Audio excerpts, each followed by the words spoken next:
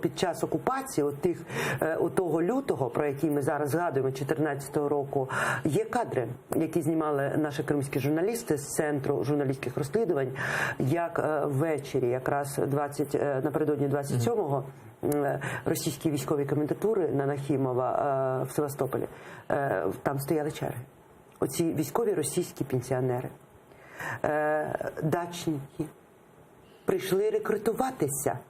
Ми маємо півострів, в якому проросійський настрій, в якому вже була спроба анексії, тобто Мішковщина, коли кримський парламент чи то майже не проголосував за взаємну військову допомогу між Кримом і Російською Федерацією, коли віце-спікер російського парламенту стає віце-спікером кримського парламенту. От уявляєте собі, що відбувається? Що таке військове співробітництво? Ну це і є Абхазія, це оте Придністров'я. І тут раптом кримські татари виявляються неблагодійним елементом. І ігнорується, що Крим просто кишмя кишить російськими військовими відставки. Ну, а давайте повернемося. Ми ж розуміємо, що Росія ніколи не хотіла змиритися з тим, що Крим не є Росією. Раз. Чому Україна не реагувала? Ну, мені складно сказати, я ж не є державним керівником. Але те, що було, ви говорите речі, які були, по суті, очевидні. Чому? Тому що військові пенсіонери залишалися в Криму. Тому що Лужко умер, він взяв шефство над цим Чорноморським флотом.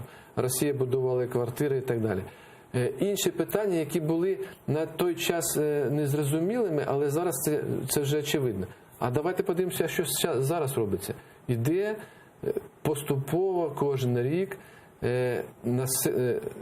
не скажу не примусово, а збільшення російського населення, яке приїжджає з території Росії.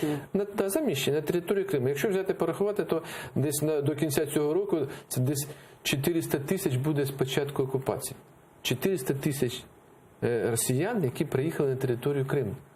А це, відповідно, той потужний буде форпост Росії, який буде завжди перешкоджати для того, щоб Крим повернувся в Україну.